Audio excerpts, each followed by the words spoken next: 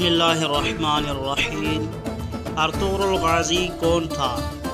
Ertugrul Ghazi 1 جنوری 1198 عیسوی میں پیدا ہوئے۔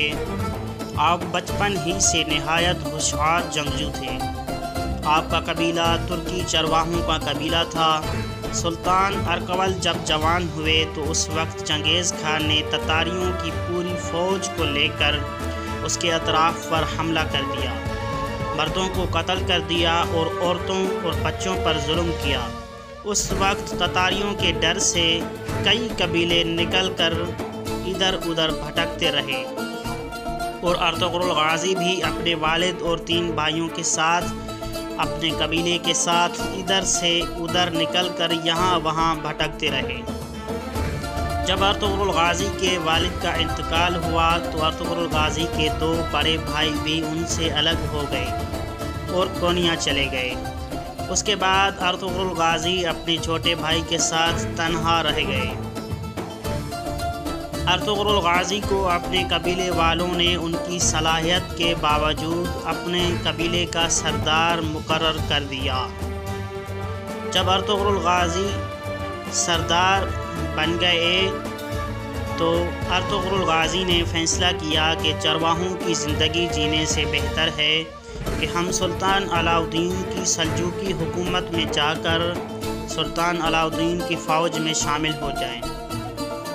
اس وقت سلطان علاء الدین ایک ترکی تھے اور انہوں نے جوکی حکومت قائم کی تھی۔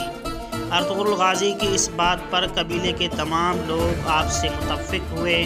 ارطغرل غازی نے سلطان کی تمام حکومت سلجوقی کو اپنایا۔ یہ کل 44 لوگ تھے۔ جب وہ کونیا کے قریب پہنچے تو ان لوگوں نے دیکھا کہ ایک مسلمان فوج الجھی ہوئی ہے جنگ کے اندر، اور مسلمان ہمت ہار چکے ہیں اور رومی ان پر حاوی ہو رہے ہیں۔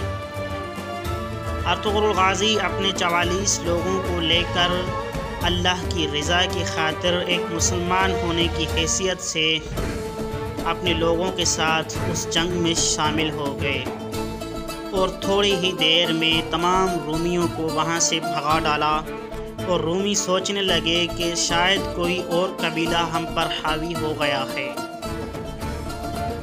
اور کچھ ہی دیر میں جنگ کا نقشہ بدل گیا۔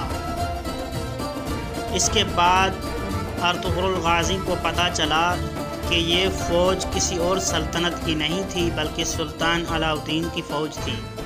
یہ خبر سن کر سلطان علاء الدین اتنے خوش ہوئے کہ انہوں نے ارطغرل غازی کو اپنے سلجوقی حکومت کا سپہ سالار قرار دیا۔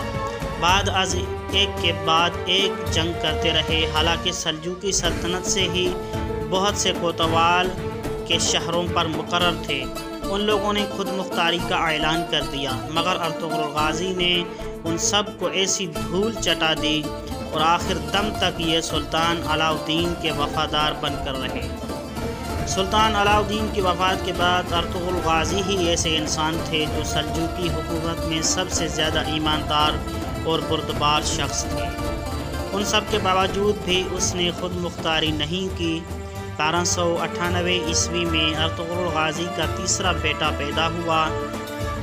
ارطغرل غازی نے اس کا نام عثمان رکھا، جو آگے چل کر بڑے بڑے فتوحات کا مالک بننے والا تھا، اور اسی سال مرکزی حکومت اسلام کے برکات پر ہلاکو خان نے حملہ کیا اور مسلمانوں پر ایسا ظلم ڈھایا کہ رومی اور لداوینیوں نے سوچا کہ اب شاید اسلامی حکومت کبھی قائم نہیں ہو پائے گی۔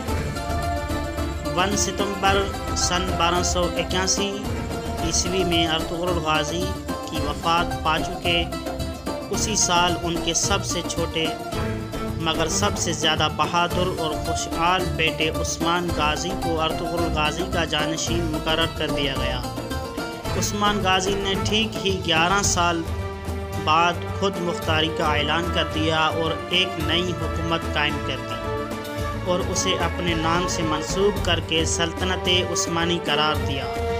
عثمان غازی چند ہی سالوں میں رومی اور نداونیوں کی کمر توڑ کر انہیں ان علاقوں سے مار بھگایا، اور ایک کے بعد ایک غازی عثمان اور ان کے بننے والے دیگر اولاد میں سے غازی اسی طرح 3 بر اعظموں پر 600 سال تک حکومت کی۔